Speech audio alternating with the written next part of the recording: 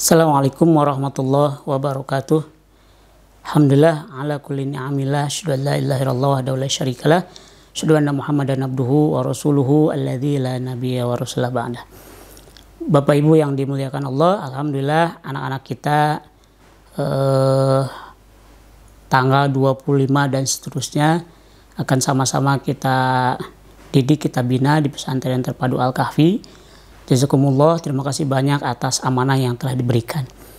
Adapun kesiapan kami dalam membina, mengelola anak-anak Bapak Ibu di kala pandemi ini, insya Allah kami sudah berupaya, sudah berikhtiar, mulai dari kami konsultasi dengan dokter-dokter para medis ya, dari berbagai kalangan ya, baik wali santri maupun rumah sakit dan puskesmas. Kami pun coba berkonsultasi dengan gugus COVID di kabupaten, kecamatan, ya, kepala dinas dan seterusnya. Alhamdulillah untuk pesantren memungkinkan dan mereka menyampaikan bahwa pesantren bisa jadi menjadi tempat yang aman untuk anak-anak belajar, beraktivitas di kala pandemi ini. Adapun persiapan atau protokol yang sudah kami siapkan dan sesuai dengan Perbub dan peraturan-peraturan yang akhirnya disampaikan pada kami oleh yang berwenang, yaitu gugus tugas, para medis dan seterusnya. Yang pertama, di Al-Kahfi sendiri kami sudah mensterilkan semua lingkungan Al-Kahfi, mulai dari ruang kelas, asrama, mat'am, musola dan seterusnya. Tidak ada perlengkapan-perlengkapan bersama. Ya, semua kita sterilkan dan akan kita jadwalkan untuk disterilkan setiap saatnya. Ya, setiap hari ya, setelah digunakan kita akan sterilkan. Kemudian bagaimana dengan penghuninya, dengan warga pegawai pesantren Al-Kahfi? Tanggal 21 kemarin alhamdulillah kita sudah tes rapid ya, dan kita pun sudah mengkarantina semua warga pesantren ya, dan kebanyakan tidak bepergian kemana-mana.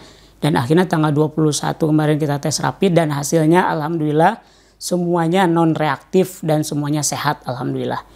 Kemudian kita membuat pelaturan bagi semua karyawan Al-Kahfi untuk tidak terlalu banyak keluar masuk pesantren. Kalaupun darurat harus keluar itu ada izin dan ada keterangan mau kemana ya. Kemudian kita membiasakan diri untuk semuanya memakai masker ya, nanti santri pun sama. Setiap pegawai yang keluar rumahnya wajib memakai masker. Ya, jaga jarak, memakai masker dan mewajibkan semua warga pesantren untuk menjaga kebugaran, menjaga stamina kesehatan dengan senantiasa meminum multivitamin. Dan kalau ada yang sakit harus segera diantisipasi. Mereka harus cek suhu tubuh setiap harinya. Ya, dan tim medis kami insya Allah akan terus mengecek semua karyawan Al-Kahfi. Itu kondisi Al-Kahfi. Kemudian terkait dengan santri. Kami sudah memberikan arahan kepada Bapak Ibu semua untuk mengkarantina, mengisolasi, menjamin anak Bapak Ibu sehat, tidak bepergian kemana-mana minimal 14 hari sebelum masuk ke Al-Kahfi. Mohon benar-benar itu dijaga dengan baik. Ya, sehingga pas kedatangan insya Allah nggak ada masalah. Ya. Ketika sudah ada jaminan dari orang tua siap untuk ikut belajar dengan Al-Kahfi, kemudian ada jaminan dia tidak bepergian dan tidak sakit selama 14 hari, ya baru datang ke Al-Kahfi silahkan. Di Al-Kahfi kita terapkan harus tes rapid, ya tes rapid terlebih dahulu. Nah tes rapid kalau reaktif tentu saja silahkan dibawa pulang untuk diisolasi dulu 14 hari atau di swab ya. Anjuran dari dokternya begitu, istirahat 14 hari di karantina atau tes swab di masing-masing. Nah, kalau non reaktif bagaimana? Non reaktif tentu saja akan langsung kita kelola. Videonya sudah nyampe ke Bapak Ibu. Ya, video bagaimana prosesi dari awal sampai akhir. Untuk santri baru tentu saja kami sangat paham bahwa santri baru butuh penanganan khusus, sehingga akan benar-benar kita akan kelola bagaimana dia menata kasurnya, menata buku, menata pakaian dan seterusnya. Kita akan sangat dampingi setelah petugas selesai tes rapid kemudian dihantarkan ke asrama, akan diambil oleh wali asrama kemudian dibantu untuk menyusun keperluan-keperluan kesehariannya. Seperti itu prosesi di awal masuknya. Nah, bagaimana keseharian kegiatan di Al-Kahfi? Tentu saja akan sangat berbeda dengan aktivitas ketika tidak ada pandemi, ya, kegiatan kesehariannya. Ya, aturan tata tertib kemarin sudah disampaikan oleh saya sendiri. Silakan dibaca karena nanti tanggal 25 akan diberikan ya buku-bukunya. 25, 26 dan seterusnya sesuai dengan kedatangan diberikan bukunya. Nah, secara umum kegiatannya akan disesuaikan supaya Pak anak tidak terlalu capek, tidak terlalu stres, lebih enjoy, ya, lebih edukatif begitu.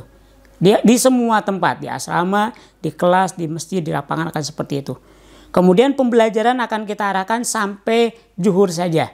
Pada zuhur lebih banyak istirahat, ya, acara di asrama. Ya, kemudian di masjid pun sama, kegiatan-kegiatannya akan dibuat seringan mungkin tapi tetap berkualitas. Ya, qiyamul lail tentu saja tetap ada. Nah, kemudian di samping kegiatan kita akan memantau anak Bapak Ibu ya untuk senantiasa menjaga kebersihan kesehatan. Wajib pakai masker kecuali di kamarnya masing-masing.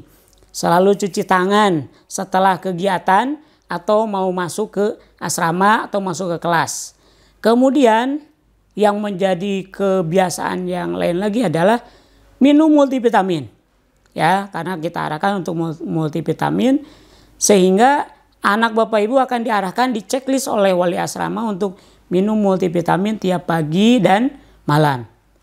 Ya, di samping itu akan kita arahkan untuk tidak begadang ya.